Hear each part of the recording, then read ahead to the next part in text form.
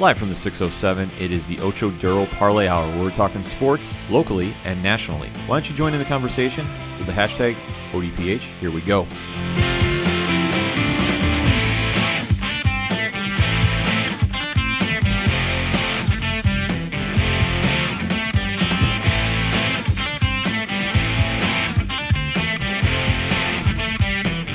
And welcome to another edition of the ODPH. I am your host, Kanem. Sitting next to me this week is not Padawan Jay. He unfortunately could not make it to the show this week, but it is our coach, your coach, everybody's favorite coach, Coach Duffy. That's back-to-back weeks, everybody. NFL in full swing, so am I. Folks, what can we say?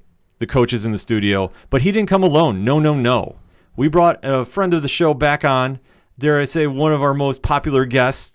He has been requested to come back on a few times, and it's football season, so we actually pried him away from watching the Seahawks to join us on the episode. Ladies and gentlemen, it is the one and only NostraDAWGmous himself, Edwin Fortunato. What's up, guys?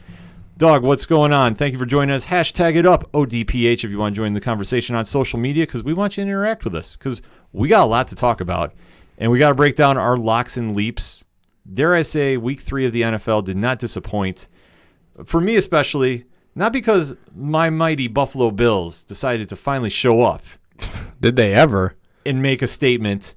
Hopefully they can continue doing it. But that was not my lock or leap of the week. No. Dare I say, Cleveland, how are you feeling? I mean, celebrating right now. They're pumped. Let's go. Baker Mayfield starting quarterback. Early, too. The Browns showed up. They did what they had to do, albeit it was a little ugly. And obviously, when you saw Tyrod get injured, it was not how you wanted to see Baker Mayfield make his entrance into the NFL. No, not at all. You don't wish injuries on anybody. But I got to say this. The minute Mayfield got on the field, you knew the Browns were going to win. He's got that aura. He's got that thing, that dynamic thing. Yeah, he has that charisma, just that it factor. That when we were talking during the draft episode, that why the Browns took him. This was why. I mean, sure, Darnold might be your physical prototype quarterback for the NFL, but Mayfield is the guy. He was the walk-on at Oklahoma. He was the one that people were kind of not thinking was going to make it. And then sure enough, look at all the success he had down to there. He comes to the pros. Everybody's going, why'd you take him number 1? He came in there ready to work, and he is bought into the Kool-Aid they're drinking out in Cleveland. And it showed because the minute he hit the field and then he hit that slant pass to Landry, you knew it was game on. And it just went from there. Well, I think the good thing between him and Tyrod, though, is that they're similar players in the sense that they can, scramble outside the pocket. So it really does, and I would say they probably have the same arm strength because Baker can sling it. Mm-hmm. So it really doesn't change anything that they have to do offensively. Right. So they can stay in the same flow. And I mean, the way that, Cleveland prepared Mayfield all year as the number 2, he's still prepared as the starter all year because he already has that mindset from, when he was a walk-on at Oklahoma to being the backup to being the starter. He's already got that, mindset of I know that I need to make sure that I do my work in case I get in to make sure I can, succeed. So, obviously he already has that mindset and he was able to carry himself that way. As far as the Jets go, I mean, you're looking at a division now where you could have been tied for first place and instead you're now 1-2 tied with the Patriots and the Bills when you could have been taking advantage of it and being one game behind the Dolphins. So the Jets got, a head scratcher there. Yeah, Mayfield did really impress me.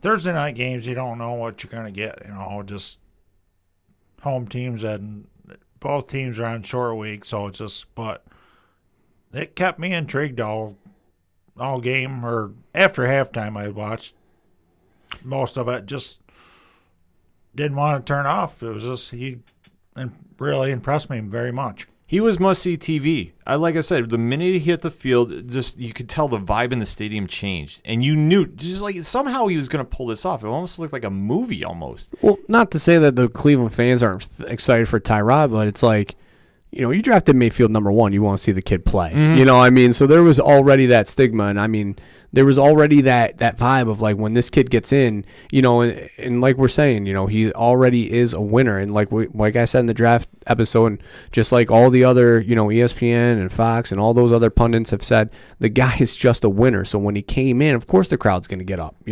Yeah, but he did enough that he looked like, okay, this is what we're buying into the future. Like, the stigma of Cleveland is a losing team and just the franchise will always be the laughingstock in the NFL. It's slowly changing. And his response to that question the other day was brilliant. I mean, amazing. Yeah, his post-game interview is just phenomenal. You're the 30th starting quarterback for the Browns since 2008. How does that make you feel? And it's 2018. I don't care. Yeah, exactly. Like, I mean, come on. But that's the moxie. That's what you need. Yeah. And I mean, that lit up every fan in that stadium. I mean, and to flip side, Darnold, albeit this was something, I mean, not a fan of the Jets. I mean, obviously, I'm a Bills fan, and I'm not a fan of the Jets. But I wouldn't be causing panic just yet. But I know some fans were like really worrisome that he was trying to press too much, like he was doing at USC, throwing interceptions late. Well, I would say all in all that the Jets, the future's there. Yeah. I mean, I think that's very apparent. Mm-hmm. I think if they can get a number one consistent wide receiver, somebody that can be a dynamic guy, kind of like how, Cleveland has Landry, on the flip side, talking about this game. Right. So if they can get a number one guy via, whether it's a draft, trade, or free agency, I think that's going to help Darnold.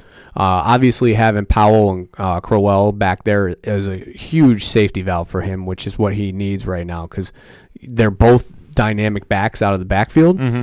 So obviously the talks of them trying to get, Le'Veon Bell, I don't necessarily know if you need him. Obviously, the talent is exponentially higher than Powell and Crowell. It's just they're the same player. Yeah, I don't know if that's necessarily the move they need to make. I agree with you. I think he needs a solidified number one. I mean, Anderson is almost there. Yeah, I think the consistency, though, of being able to make sure that he can get open. I mean, Eli's got Odell. You got Robert Woods in Los Angeles. So you got these young quarterbacks and experienced quarterbacks that have number one wide receivers who are going to get open. I mean, Deshaun Watson's got two of the best wide receivers in the NFL, I mean, you got to have somebody that can get open. Yeah, I mean, that's going to be something that the Jets are going to be addressing down the road, whether it's free agency or the draft. I feel like that's going to be who they're going to be targeting in next offseason because you really don't hear about too many trades during the year. Yeah, very few and far between, but there is a guy in free agency available right now. Des Bryant would be a huge add to him. If they could pull that off, I think it would make a lot of sense. Yeah, I'm just saying. And speaking of, you did mention Robert Woods. He had a very good day against, the San Diego Chargers, or formerly the San Diego Chargers. I will always call them the San Diego Chargers. I will not edit this out. I can definitely understand your apathy there, Ken. Yes. So the Rams, though, they came and they conquered. They won the Battle of L.A., if you will. Goff had a great day, throwing for 354, 3 touchdowns, 1 interception, but really didn't matter at that point. Gurley ran for $105 with a touchdown, and Robert Woods 2 touchdowns for 104 yards too. I mean, this game we knew it was going to be a highly contested one, albeit though I thought it would be a little closer than it turned out to be.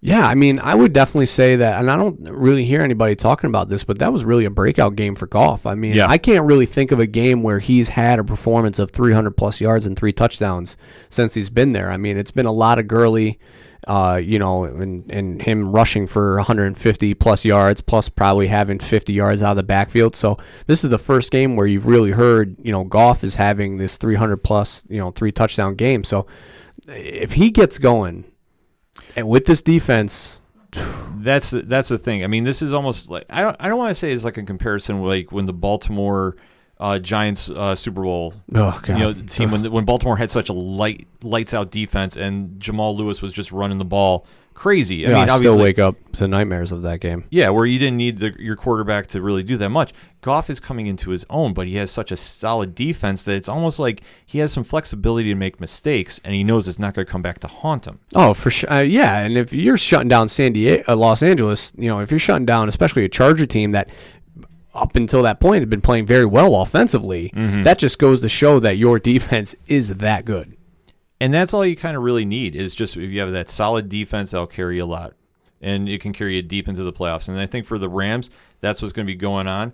if Goff can put up consistent numbers, I mean, they'll balance them out. And I mean, just think how scary they're going to be. Yeah, I mean, and especially if they can get Gurley and continue to keep him going. You talk about time of possession. Mm-hmm. So if there is a contested game where maybe somebody gets up on him early, Goff's going to be able to catch him up. But if it's a game where they get up early, 14-0, now they're just going to give the ball to Gurley and just let him run the clock out. Yeah, I mean, they have so many options. If they get to that point, it's going to be scary. And I mean, they are just emerging in the the NFC. Is just where they're going to go from here. It remains to be seen. Coach, how about your locks and leaps this week? Ken, I'm going to be honest with you here. I had a rough week. Yeah. I had a rough one. The Bears, going into this game, I thought we're going to cover the spread very easy against a very poor Cardinals team. And then, lo and behold, they didn't cover. I tell you what, the Cardinals were definitely game for this. They jumped out early. I mean, it was 14-0 going into the second quarter. And they just slowly but surely, the Bears came back. And I don't know. I mean, Bradford definitely wasn't the guy for him. I know Rosen, when he came in, it was, I guess the spark they needed, but albeit I think it was a little late. I know Rosen has now been named the starter. Yeah, which is a big move for the Cardinals. I mean, I know that, Sam Bradford's not a bad quarterback. I mean, and he's got weapons there that he can distribute the ball to. So, I mean, making this move to Rosen clearly showed that, they have confidence in him going forward. But I don't know what happened to the Bears. I mean, offensively, the Bears Trubinsky kills me. Yeah. As a guy who's carrying Robinson on his fantasy team, Trubinsky kills me because he is that what if, is he going to be able to do this today or is he not, I mean, because Robinson's a dynamic number one wide receiver, but you just can't get him the ball. You can't get the ball. I mean, that's the one thing. I mean, their offense runs through Jordan Howard. I mean, that is their catalyst. So absolutely. If he gets going, I mean, that helps Trubisky. But if it comes down to get into a shootout or they really need to make some deep passes, Trubisky hasn't shown enough just yet that he can do that. I mean, it's not a knock on him, but we just haven't seen him really demonstrate that he can get to his number one receivers. Yeah, I saw the report the other day that literally all of his catches that he had last week were Robinson's catches were literally either passes that he had to extend for, go out of his way to catch. They were either high or low, and one hit him on the numbers. I mean, you can't have that as the number one wide receiver, especially when you're trying to get yards after the catch. I mean, you got to be hit where the ball needs to go, and Trubinsky just can't do that right now. No, I mean, he hasn't demonstrated that just yet. He's getting there, but he needs to do it more consistently if the Bears are going to do anything. I mean, that just boils down to it. Yeah, then... Yeah, even I have a Bears fan that is a friend, and he even says, like, we were watching that Seattle game together, and he was like, what are we doing? It's like I mean, to give up that much for that he did, he hasn't developed yet. I mean, they were against Seattle, they were up most of the fourth quarter, and they were still passing the ball when you have Jordan Howard, and so it's like that was a lot they gave up for him if he doesn't work out. Yeah, it was a big risk. I mean, last year for the draft when they went up to get him. Yeah, I mean, but that's what teams do. Especially in the draft, they're going to trade up, especially when guys start coming off the board. And obviously, they saw something that they liked in Trubinsky, but it just hasn't come to fruition yet. Yeah, I mean, and it's not to say it's not going to, but when you go all in on a guy, you need to have that instant success. If it's not happening, I mean, this is something that could haunt a franchise for a few years. Yeah, and I mean, they obviously traded Jeffries because they saw something in Robinson. So, I mean, it's like you obviously have a dynamic playmaker at wide receiver that you got to get the ball to. So, you just got him in the numbers. Yeah, we'll see what happens with Chicago moving forward. I mean, their defense will keep them in the games, but that offense, you just got a lot of question marks right now. Just a lot of question marks. And then, Ken, my leap. I'm so sorry, everybody. I really liked the Bucs. I really liked what they had. 1-point dogs to Pittsburgh at home on Monday Night Football with Fitzmagic. And then the magic died. It died right in front of my face. It's one of those things that with the Steeler team, and there's so much, and it's so weird to say drama involved with them this year. And just inconsistency, like I said on the show. It's just wild.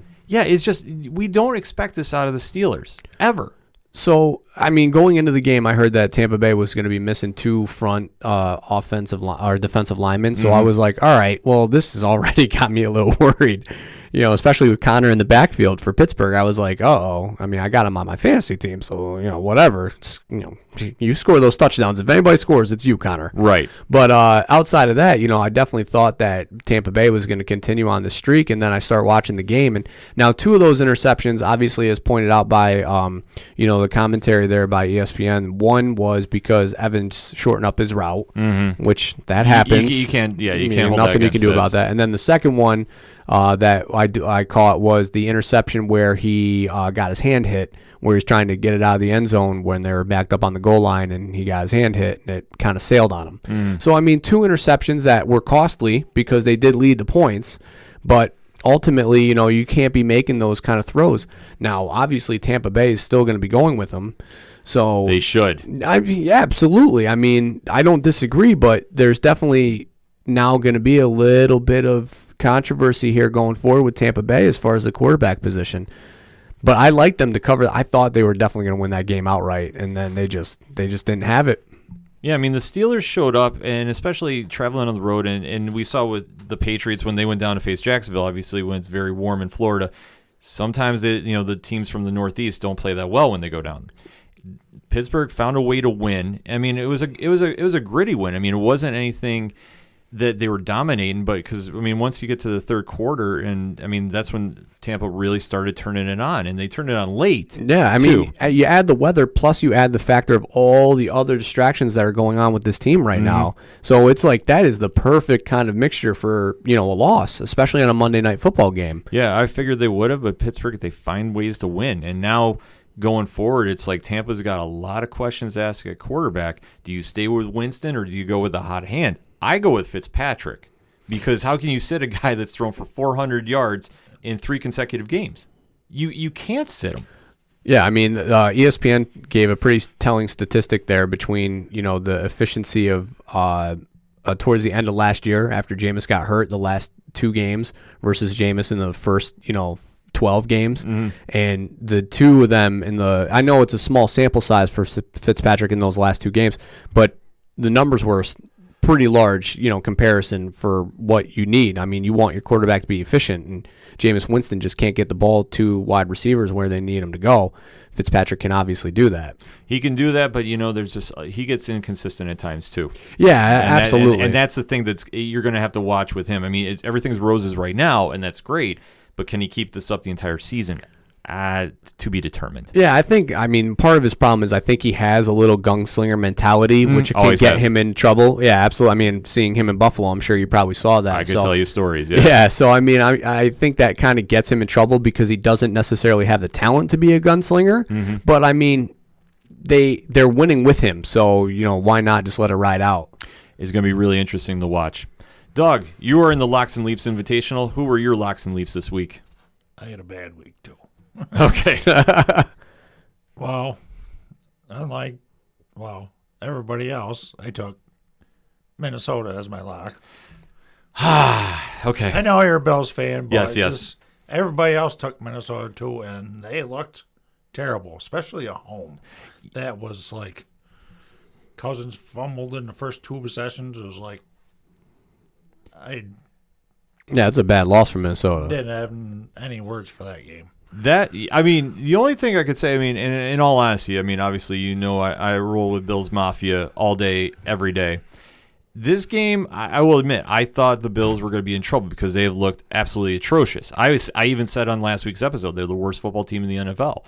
Maybe that got them motivated. I don't know. But they came out and they punched Minnesota right in the mouth at home. And the defense stepped up and was making plays.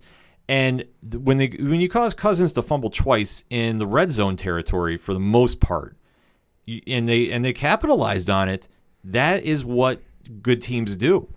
Whatever got into Buffalo, thank you, because this is what you needed to do.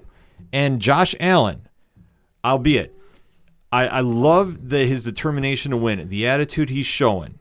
But if he tries hurdling guys again, he is going to wind up getting hurt badly. Yeah, I mean, that was crazy. That was crazy. I appreciate that as a Bills fan, but I was sitting there actually texting Sound Guy Galore JR, who was like, what is your quarterback doing? And I'm going, I have no idea. Because you can't make those plays in the pros. I'm sorry, you can't. I mean, you shouldn't even be making that play in college. No, you shouldn't. But college, you get away with it a little more. Not saying you should be doing it in the college game, but you can kind of tend to get away with a little bit more there. But in the pro level, if you try doing that, you're going to wind up getting hurt, and the Bills cannot afford to do that. I mean, the only thing I can think of speaking from a Vikings perspective was, I mean, that was a little bit of a trap game. Oh, 100% it was. Here you have, the heartbreaking loss or tie to Green Bay, and that's crushing. I mean, it basically is a loss, especially in that division, to have a tie there.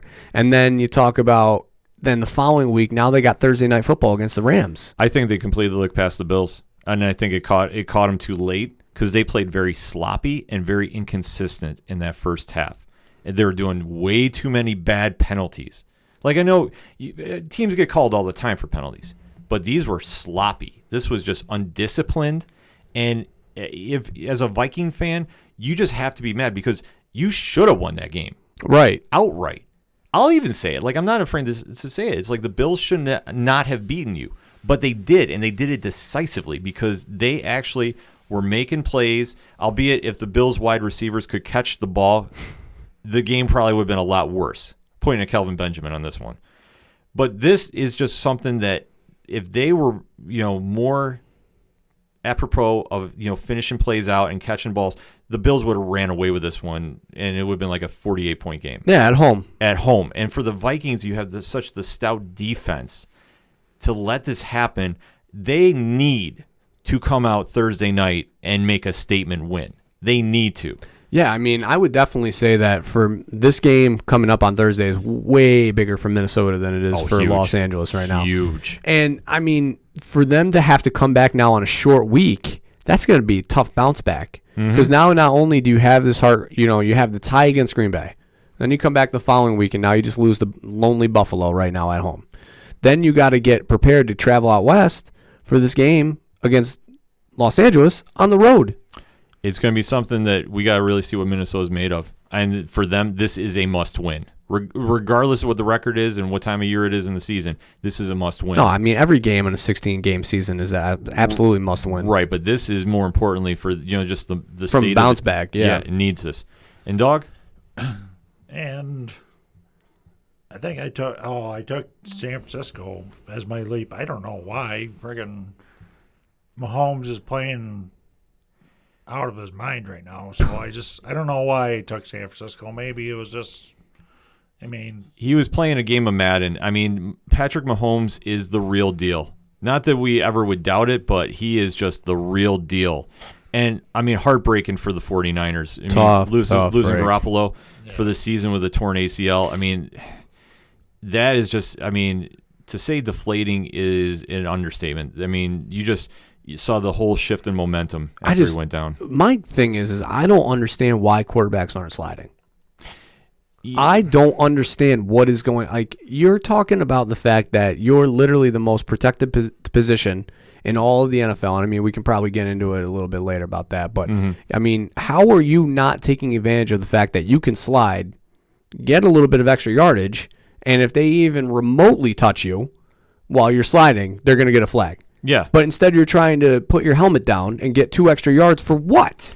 I think it's just more so, and like I said, we're going to get into this a little later in the show. It's just something that they want to show their teammates, hey, like, this is the extent I want to go to prove to you I want to win. Yeah, it's just bravado, but it's stupid bravado. But just like the Kansas City player said, that injury is his fault for being stupid. Yeah. I'm sorry to be going, but Jimmy G, you're a $100 million man. You got to get on the ground. Yeah, you have to slide in that situation. You got to preserve yourself. When Eli took that hit by Jalen Smith last week, I was screaming. And Jalen Smith, there was no way Eli could have gone down. But at the same time, it's like, you got to get down. Yeah. Period. You need to. And it's unfortunately a costly injury. What's going to happen with the Niners moving forward? It remains to be seen. But it's going to be something to watch. Let us know what you thought of this past week of the NFL action. We're going to take a quick break. We're going to come right back. You're listening to the ODPH. Hey, this is Brian Wolf from Fair City Fire. You are listening to ODPH, the greatest podcast in Binghamton. Woo!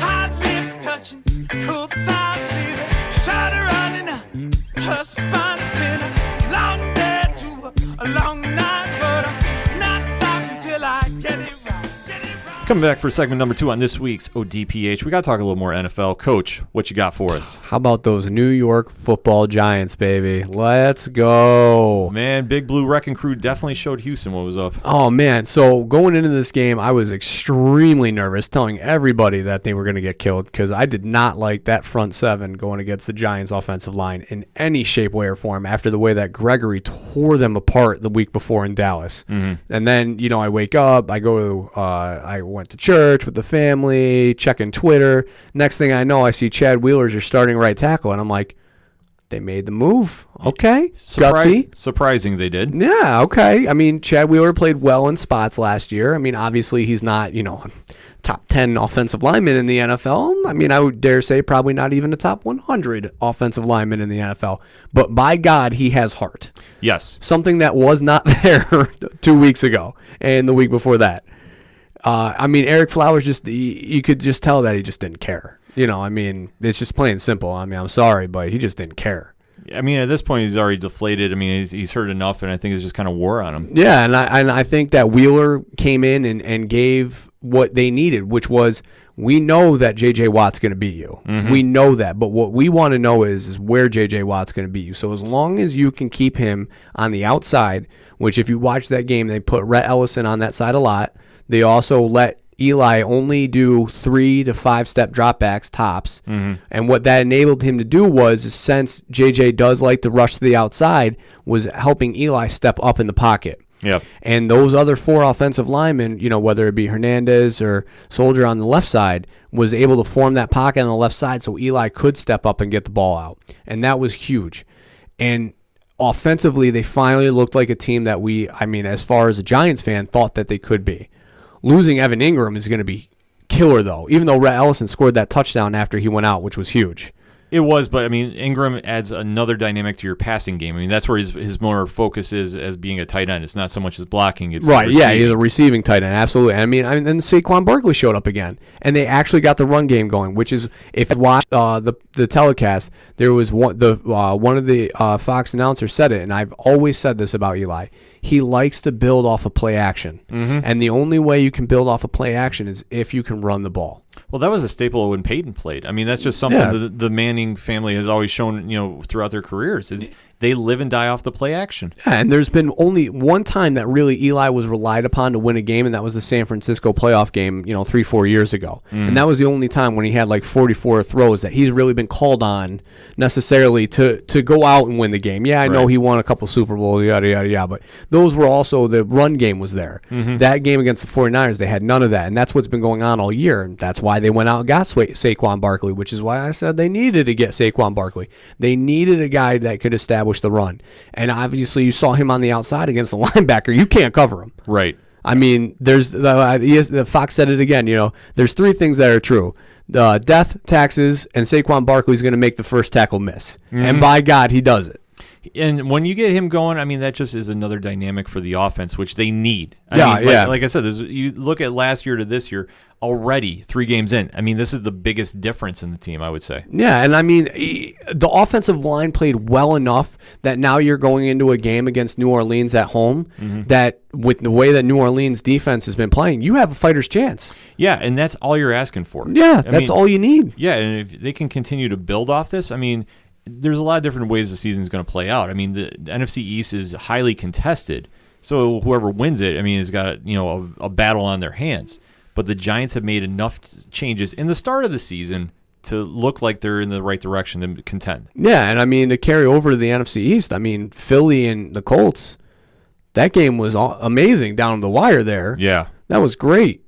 Problem was, Andrew Luck couldn't stay on his feet. I mean, that's one problem you're going to have. If you can't keep your quarterback on his feet, it doesn't matter who you have, taking the snaps. You need to keep your quarterback up. And, the Colts line, even though it does have your favorite guard of the rookie season on there. That's right. They can only do so much. And with Philly, Philly is looking great out of the gate. And, Carson Wentz. Not bad for his first start. Not bad at all. I would definitely, as a Philly fan, take that. I think that Nick Foles probably in the same spot might not have won that game with how it was going.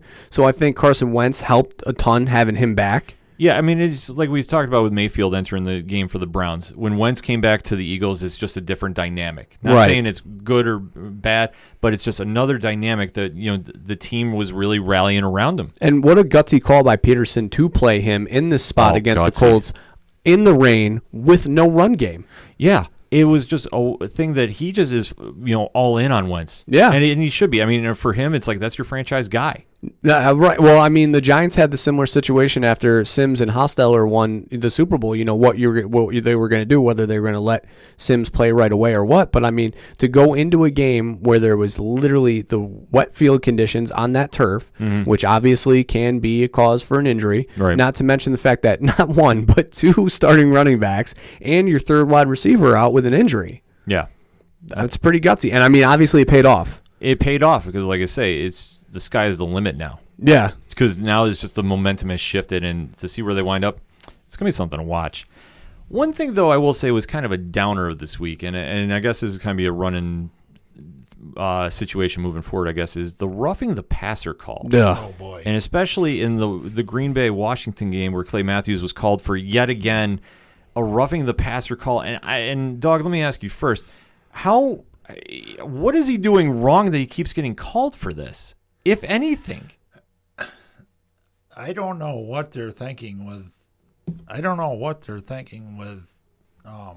the penalties. They're like, it's almost like they're going too far with it.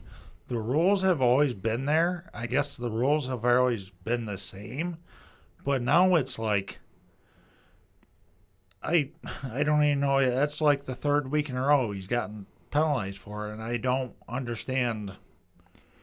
It's one of those situations, and Coach, I definitely want to get your input on this. It's one of those things that's like, I understand you're trying to make the game safer with the rules, and granted, football is a very violent sport. We all understand that. It's arguably the most physical sport on the planet, arguably. But that being said, it's now getting to the point where if you're making any kind of contact, you're getting flagged. So I'm going to have an unpopular opinion here because I actually, while I understand, the tackle, how to tackle and everything, I kind of agree with the rule in some ways because while they're not necessarily defenseless, they kind of are at the same time.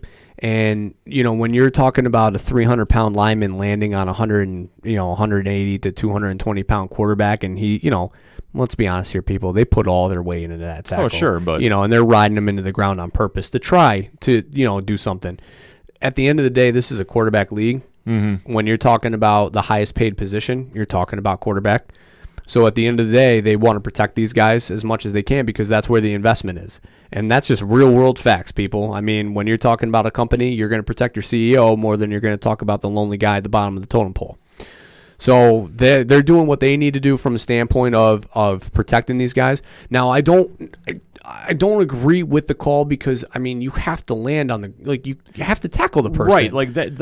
What I'm saying with that is just like with Matthews. He did tackle him, but it did, at least for my opinion, it did not look like he was driving him into the ground. Which I agree.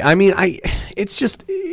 It's such a catch-22 because I understand what the league is trying to do, but at the same time, the guy was just tackling the guy. And then obviously, you get the defensive player now who tore his ACL, not trying to, land on the quarterback. Yeah, the guy from the Dolphins. Yeah. So it's a damned if you do, damned if you don't spot. The thing that is killing me is the tackling rule. Mm-hmm. When a wide receiver or running back's in space, and if your head's not up when you make a tackle, or if your head lands on the player in any way, then you're getting flagged. That rule to me is the most frustrating rule. Yeah, it's just, like I said, I understand they're trying to make it safer, but it's just like, it doesn't seem like there's any balance to it. No, But what can they do, you know? I mean, no, that's the $1 million question, because it's to a point now where as you're playing defense, it's like you are almost scared to go hit somebody because you're going to get flagged no matter what you do. I mean, we have seen examples this season of textbook, the typical standard of tackling where you're not injuring somebody. Right. You are just tackling them at the right degree, for body angles, and you want, just however you want to examine it. Right. You're not seeing anybody going head hunting. You're not seeing anybody going, straight for a knee to go, tear somebody out there. Right. But it's just getting to the point now where it's like this is now becoming such a focal point of the game that defenses are scared to do this. Offense, I mean, I'm not saying, taking in all the benefits from this, but this is now even becoming a factor on them because every time somebody's making a play, it's now becoming just that much more of a question of whether they're doing right or wrong. Well, and the whole point to that is it's like there's, the rule, obviously there's different quarterbacks, right? I mean, you got Ben Roethlisberger, who's probably one of the biggest size quarterbacks in the NFL right now.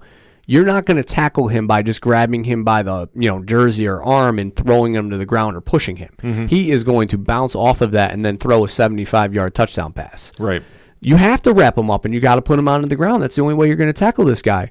So the rule of landing him on him with all your body weight, it's like, there is no way to get that impact off unless you spin him in midair and do some Matrix type stuff and then land on yourself, There's no happy medium for it. And for the game moving forward, I mean, now this has become a costly penalty in 3 games? I mean, so we're averaging 1 a week at least. At least, yeah. That we see on like a national stage. That it's like to the point where, okay, when is it going to be like set for an example that, okay, this is how you do it, it isn't how you do it? There was one in the Tampa-Pittsburgh game where McCoy got penalized for that, but he was like apologizing. They showed that he was mic'd up, and he was actually apologized before he even hit Ben because he knew. You knew he was going to get called. He knew he was going to get called for it, and there was 2 in the Seattle-Dallas game. I mean, Wilson got tackled in the end zone, and I didn't really think of it. It helped us, but it was like, why did they call that? It's like, and then the one where Prescott got shoved. Yeah. And the Seattle defender got penalized for. I don't know what they were thinking there, but it just. I think they'll try, like McCoy. He was like apologizing first, so I think they'll kind of know what the rule is and then now adjust to it, I guess, kind of like the helmet rule was in the preseason. So they're going to need to do something. I mean, I think that's what it comes down to. Well, maybe the solution is not a 15-yard penalty or a 10-yard penalty, whatever it is. Maybe the solution is just you sit out the following play. Could be. I mean, that would at least not, kill a drive and cost a game. I mean, literally the Green Bay game. With Clay Matthews now having 2. Yep. That obviously was pretty costly in that game against Minnesota. Oh, huge. Luckily it didn't do too much this past week, but, the previous week, yes, it did. So it's like, then instead of enforcing a flag and yardage, why not just replay the down?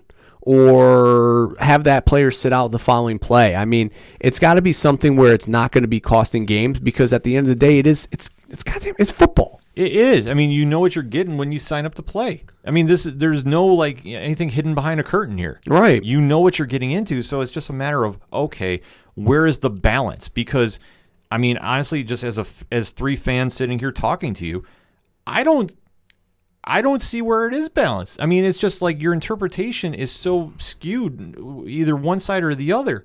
There isn't like a great example to say like this is what you need to be doing, because I thought the one with Matthews got called against Washington, that was textbook. Yeah. Like you couldn't do it any better. No, you couldn't have. And now it's like you almost wonder like, okay, well, what is the right way to do it? And I think it's going to impact the game and the integrity of it moving forward, that it's just like this could just be the start of just a lot of, dare I say, impactful calls that are going to really throw off games. Well, I think the other thing that it's hurting with the game is that it's all these penalties and all these rule changes continue to affect the defense. Mm-hmm. And it's not affecting the offense in any way. Right. And obviously I understand that points, bring ratings.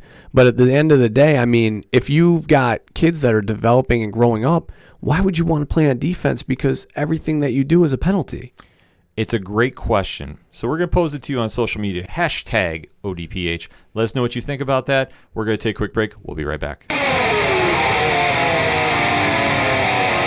Hey, this is the King of Lyle, Luke Visengard, Gladius 205 champion, and you're listening to the ODPH.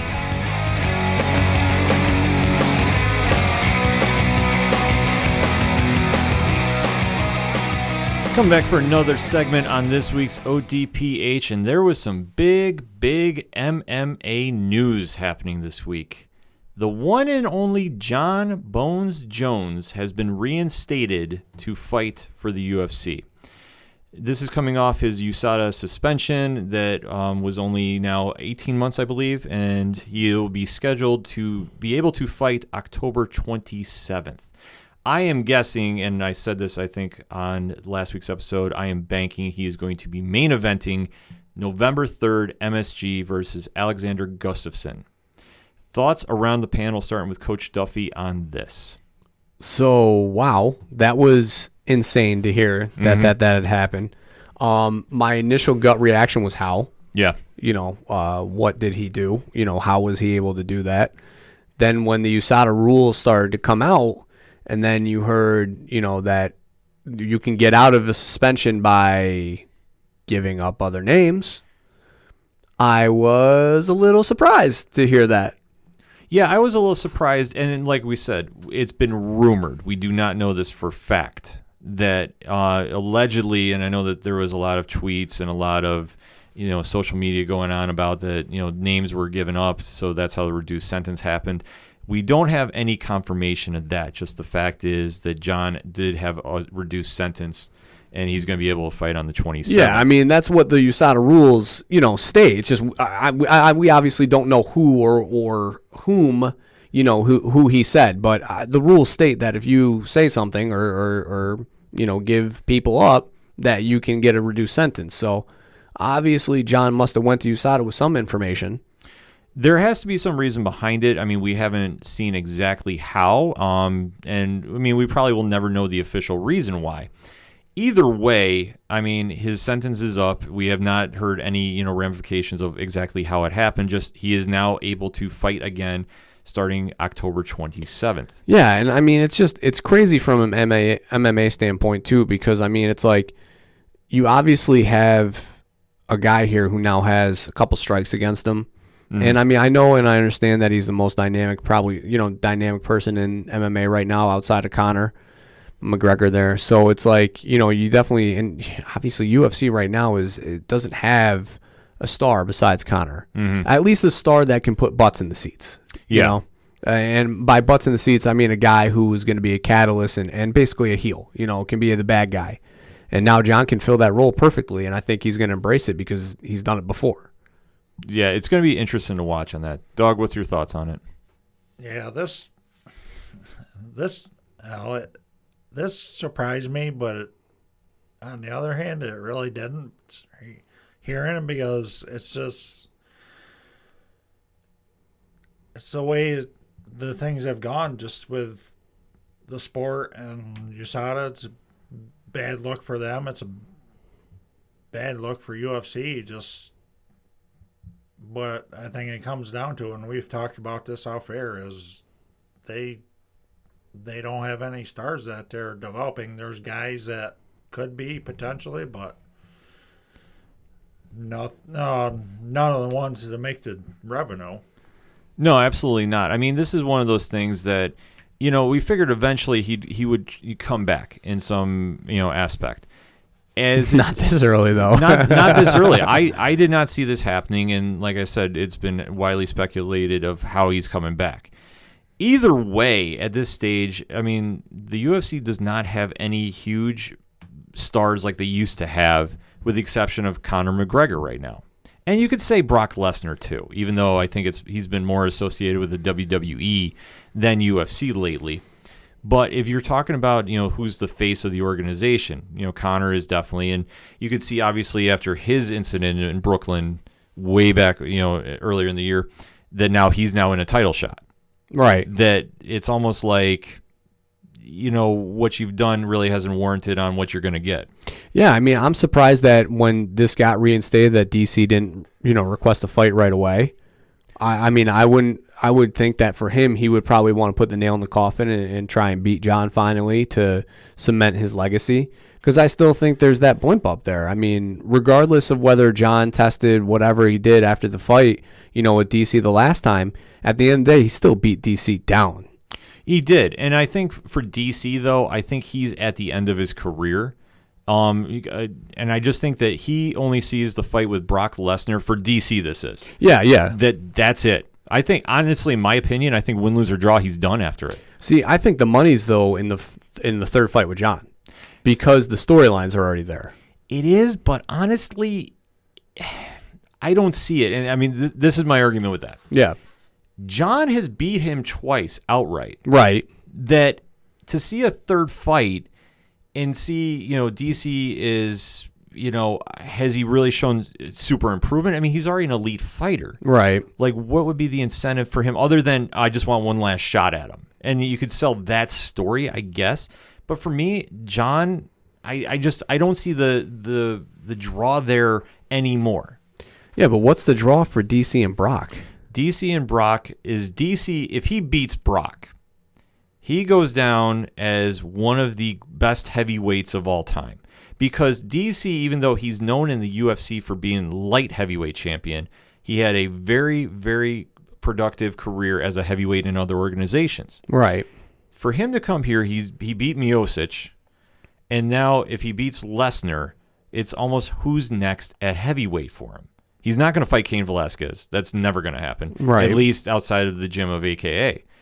But after that, it's like, what's next? And I think for him, it's he's accomplished, all the goals he needs to do in the UFC. He's already been light heavyweight champion. He's currently heavyweight champion. What else is there?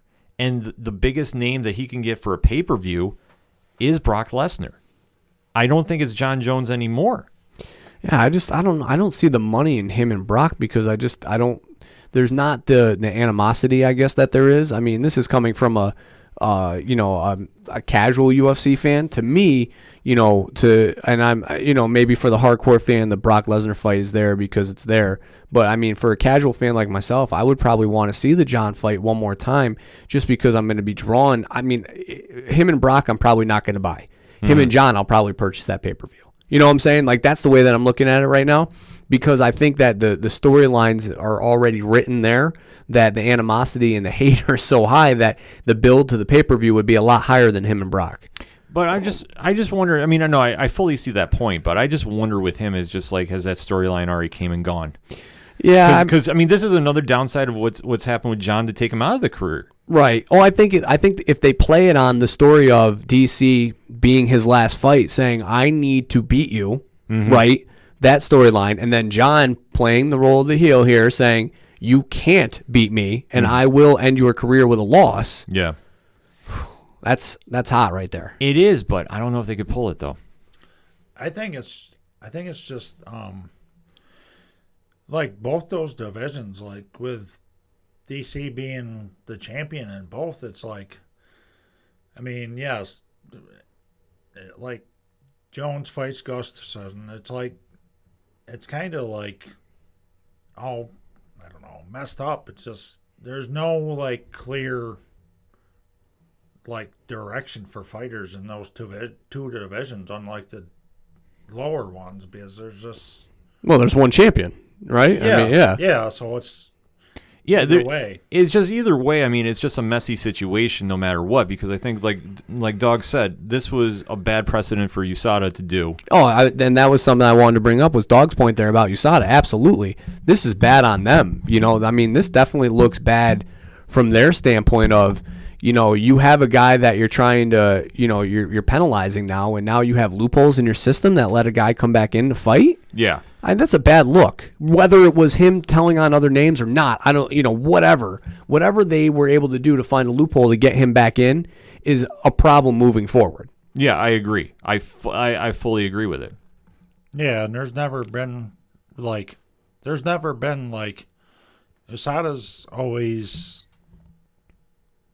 as I can remember, they haven't really enforced like suspensions or stuff. It's just like, I mean, people do stuff and then they get off, and it's like, I will say this: they've been very good about making sure people are getting tested. And yeah, that's why they were implemented, because they are strict. That's why they were brought in as an outside party for UFC, because of the restrictions and guidelines that they have. That's why they're the number one. That's why they're USADA. Yeah, but it almost just looks like, the star power maybe in this situation got to the ruling on it. That's just the outsider opinion look at it. Right. It's, not to say, obviously we know exactly what's going on with it, but it's just one of those that, looking at this fight, okay, so John is back. And then obviously after his next fight, win, lose, or draw, what's the first thing people are going to say? Oh, did he test positive? Is he going to be right? that'll be fair. I hate saying that. I hate saying that in any way, shape, or form. John is, had the chance to be the greatest of all time. Yeah. And for a while was. Yeah, and for a while was the guy. No question, no even argument about it. And you could throw that loss to Matt Hamill out the window. That was just a bad judge's call, in my opinion. Yeah, it was just terrible. But you take a look at it, and just all the other stuff going on is just put a cast of shadow on his career. Well, it's just unfortunate because it's just the time-old tale of too much too fast. Yeah, this is just one of those situations that it's just like what could have been. Yeah, and because now when he comes back, okay, let's say he does fight Gustafsson. Like I said, I'm fully banking that's going to happen. I'm reading some certain reports that they might not do that. Yeah, I was just going to say that there's some other names attached to that Gustafsson I heard fight. Yoel Romero might be getting thrown in there against Gustafsson. Like the November 3rd card is just there's a lot of moving and shaking going on with that. So right. I don't even want to speculate on that right now. But going into with John, it's like, okay, so you're going to go back to 205, or are you going to go to heavyweight and go from there and try do something there? Because I think 205 right now is at a low point of like serious contenders. I can't think of anybody offhand that I would say is impressive. The biggest undercard, I don't want to say undercard, but like the non-main events ranking is going to be Anthony Smith and Volkan, if that's still happening. Right. But that is just for the 205. I don't really see like a clear-cut, like up-and-coming, somebody that's going to be really a test for John at this point. And isn't that crazy to say, too, that 205 is lacking? For years, the UFC put their hat on the 205 division. Oh, yeah. That's always been a staple. It was the division. People didn't even care about heavyweights. They were an afterthought. Even back in the heyday, it was still 205 was the main breadwinner. Well, you look at the stars that have came out of that division: Chuck Liddell, Tito Ortiz, Randy Couture, Rampage Jackson, Forrest Griffin on like a lower extent, Rashad Evans. The list goes on and on and on. To see like where it is now, every division kind of goes through this. Yeah, I feel like there's the roller coaster there with all the divisions. But moving forward with it, I think for John, for him coming back is either going to be he's going to fight Gustafsson. I'm fully convinced of that. And I think that fight needs to happen because for him, that to me, in my opinion, is the last real test for him at 205. Yeah, it's the only test that he has at 205. Yeah, he doesn't any of the because Gustafsson's the only matchup that he has, and that was the one that a lot of people thought Gustafsson won. Yeah.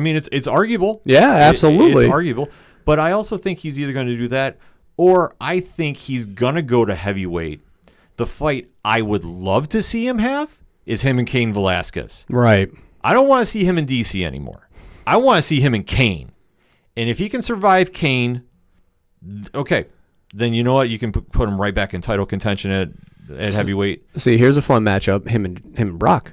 They've been talking about that for years. They've been talking about that too. And I think for the UFC, that'd be a dream matchup. That'd be a money-making machine. That'd be huge. That would be their version of Floyd Mayweather and Conor. Oh yeah, without question. Brock is such a bankable name, and John, I tell you what, if he can look like the old John Jones back in the octagon. And he can keep the other drama out of it, because we want to see the old John back, the guy that would come in there and just wreck shop and do it the right way. Yeah, I mean, let's face it, we're all 607 people here. I mean, Yeah. we all hang our hat on John when he fights, you know? I mean, we all want to see him succeed. Yeah. But at the end of the day, it's like, how many times do you, like you were saying, let the outside stuff go on while you continue to cheer for him? Yeah, and that's the problem. It's just you almost turn into the villain at that point, which is, you know, it's fine. Like whether you're a fan or you're not. As a fan of the sport, I want to see clean fighters competing. Right. That is something. Is like when somebody gets caught with, you know, steroids or whatever, that takes away, and that is a big shadow. I mean, yeah, does it happen in every sport? Arguably, you can argue it, but then why it's like couldn't you? when you get caught, it's like, okay, stop doing the stupid crap and get down to basics. You're supposed to be the baddest fighter on the planet. Show me. I'm waiting to see that guy again, because you know what? All this other crap that's going on outside of the cage is making me not think that and making me go, why is this guy coming back? I want to see the old John back. If you can come in there and you go and do what you do against Gustafsson, do it the right way. Don't get caught with anything. Get back to basics. A lot of people want to see that guy back. And then go from there. Let us know what you think. Hashtag ODPH. We're going to take a quick break. We'll be right back. It's a heartbreak, soul-shaped radio attack. Taking 4 steps forward, no steps back. Hey, this is Vince the Common Man Ciatoy, local MMA fighter, telling you to keep on listening to the ODPH, the 607's up-and-coming newest podcast.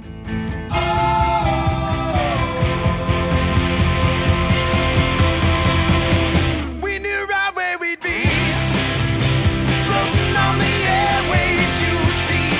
It's a heartbreak, soul-shaped radio attack. Taking 4 steps forward and no steps back. We knew right where we'd be. Coming back for another segment of this week's ODPH, talking a little NBA news. Now, we talked last week about Jimmy Butler wanting out of Minnesota. Now, there's been a little rumored development on this going on, Coach? Yeah, I mean, now it looks like the Knicks weren't even an option for Jimmy, as they were allegedly said they were to be last week. That's he wants, disheartening. He wants nothing to do with the Knicks. I mean, he wants less to do with the Knicks than I do with the Knicks right now. That is saying a lot. So it looks like the destination of choice for a one Mr. Butler is the south side of Miami. Really, to take his talents to South Beach. That's right. He wants to take it down to the warm weather. Interesting. Dog, what is your thoughts on this move? I haven't really been following it, but basketball is coming back next week, so it'll be interesting. Yeah, this is kind of like a perplexing move, if I may use that word. This, I would allow it. I mean, he has been heavily rumored to come back to either Brooklyn or New York, so for him to go to Miami, I mean, I don't blame him per se because, you know, it's Miami. It's got, you know, a lot going on for the city. But for basketball-wise, are they really that up-and-coming that he wants to join there? Well, I mean, I would say probably a little bit of a yes and a no. I mean, obviously they were in the playoff scene, you know, for the most part until Dragic got hurt. Mm-hmm. You know, and obviously Hassan Whiteside had kind of an up-and-down year last Very year. inconsistent. Yeah. Very inconsistent. But the problem would be is, like, how are they going to make that trade, you know, work and entice Minnesota? Because allegedly what Minnesota wants back is an athletic wing, you know, a young wing. They also want 2 draft picks and an expiring contract. See, I just don't see how it's going to happen with Miami. And I know I was talking with a few fans on our Instagram page about it, and Toronto was mentioned about a possible landing spot with him and Kawhi. Well, the most interesting one that just came out today from ESPN was Houston. See, that would make a lot of sense, and I think for Houston to really contend again, they need to make that move. Yeah, I mean, from a defensive standpoint, absolutely. Yeah. Because losing Trevor Ariza, I don't think I know people have talked about, but I don't think people have realized how much that's going to hurt this team, especially with the growth that he's had from a 3-point shooting, you know, standpoint. Because I mean, as a Knicks fan, I watched him, in those early years, and that guy could not even shoot and hit the backside of a barn. No, he was let very, alone, very badly shooting. Oh God, it was terrible. You didn't even want him to catch the ball. It was like when they had Jared Jeffries. I mean, that was brutal from an offensive standpoint.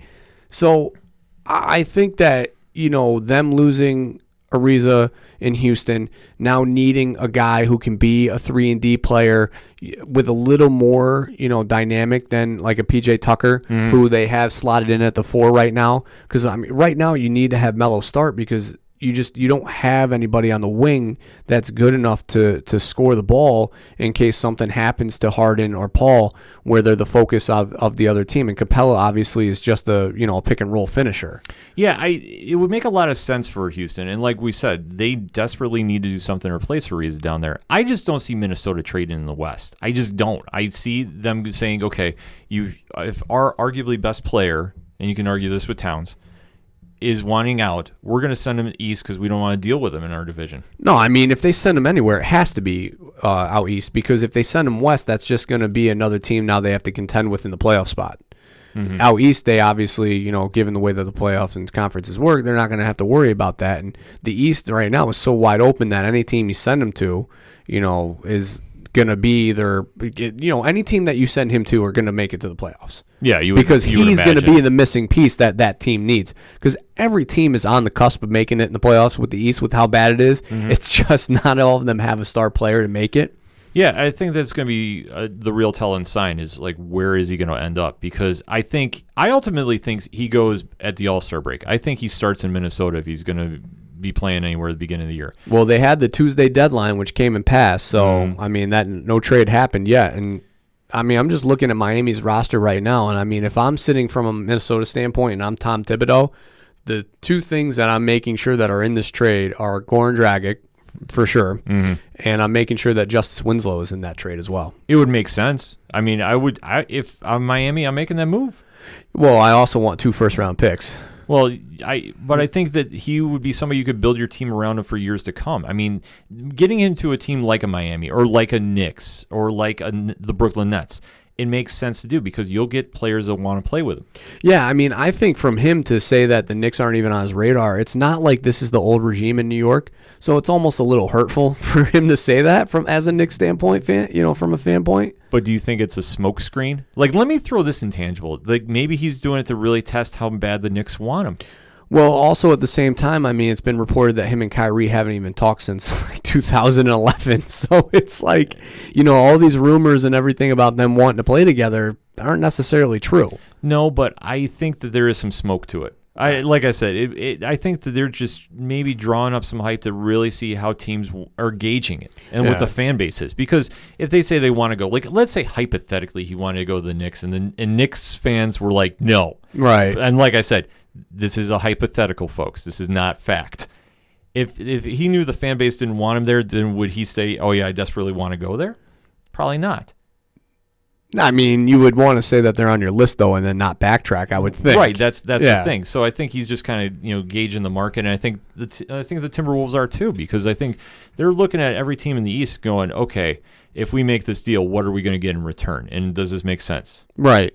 And, I mean, I think if you trade him to Miami, though, and you can get a piece back like Dragic and you can get a piece like Justice Winslow, I think that fills a void. That makes a lot of sense. I mean, unless you want to try making a move with Boston or Philly, because they do have some parts. Yeah, I mean, I'm surprised Philly's not actually getting involved in this with the fact that they got involved with Kawhi, because they're roughly similar players, from a scoring and from a being able to play defense standpoint. So that would make sense from Philly to get involved.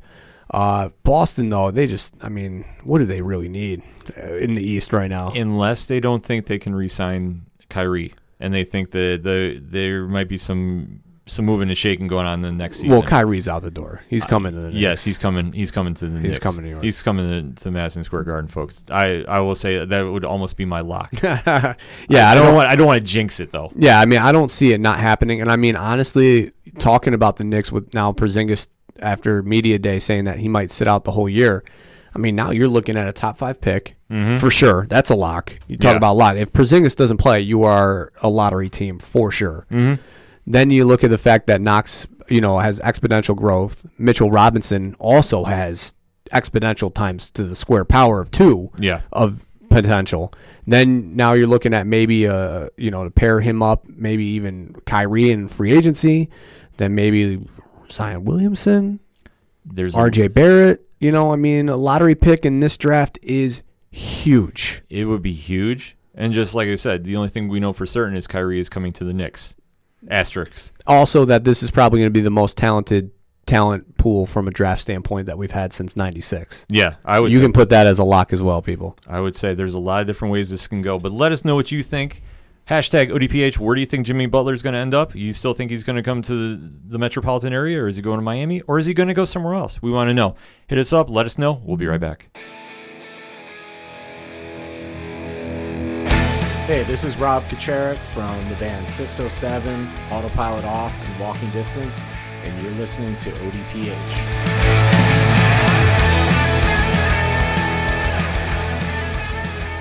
Coming back for the final segment on this week's ODPH, and Local Minute is going to be done by our coach. Coach, what you got? Well, the Binghamton Bulldogs season is upon us here. We're about 17 days away from their preseason opener.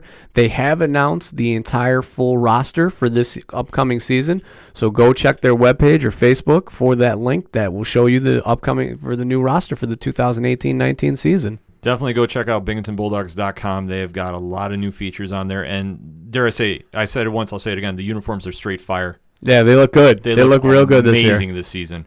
And hockey season is going to be kicking off locally, too. Binghamton Devils are going to be opening up at home October 6th. So make sure to check out BinghamtonDevils.com for more information. AHL hockey is back in the 607. Enough about rounding those bases. Is football time, so let's get right into the locks and leaps. Dog, what you got for us this week?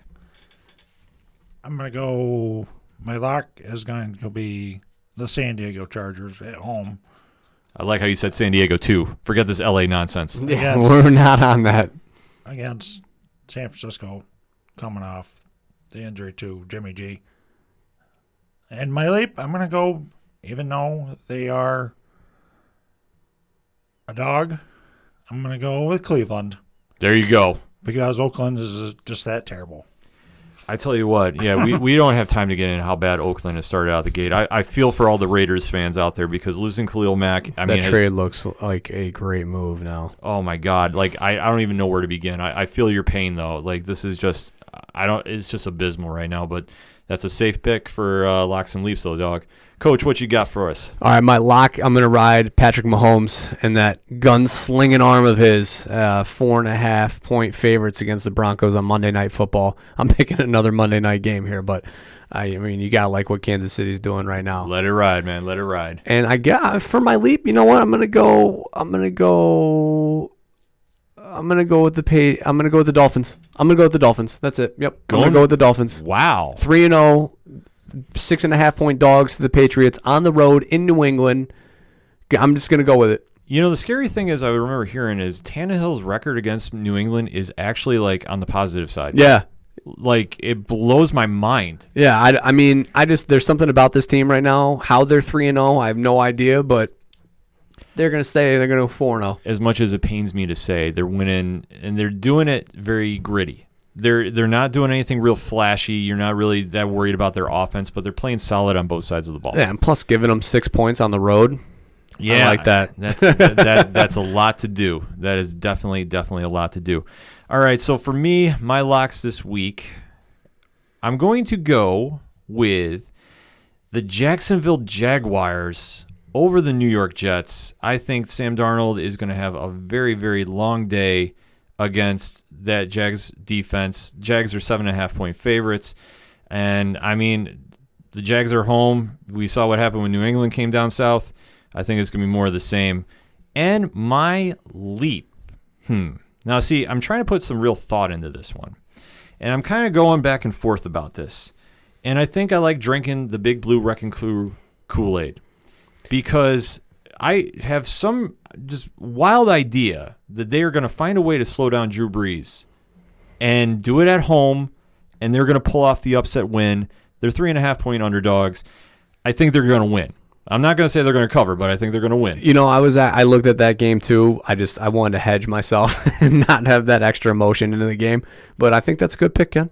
Yeah, I can't do the Bills. as much as I would love to see a recap of last week again against Aaron Rodgers, I just can't jump on that. But I do feel that somehow Eli is going to find a way to do it. I don't know how. I don't know how, but it's going to come down to him hitting Shepard in the field. Yeah, this is going to be one of two ways. It's either going to be like a 48-45 game, or it's going to be like 13-10. Yeah, this is going to be just one extreme to the next.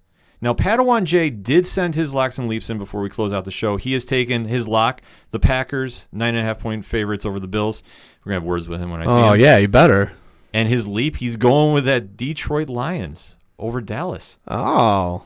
Lions did beat the Patriots this Sunday. I think it stuck with him. I know he's been very angry about it. He's got a hangover due to that. He's got a hangover. He's now fully all in on what the Lions are doing, so it'll be fun to watch. That's all we got for this week. So for the one and only NostraDAWGmous, see you guys later. For Coach Duffy, go Irish. I'm your host, Ken M. Thank you as always for listening to the ODPH. We'll see you next time.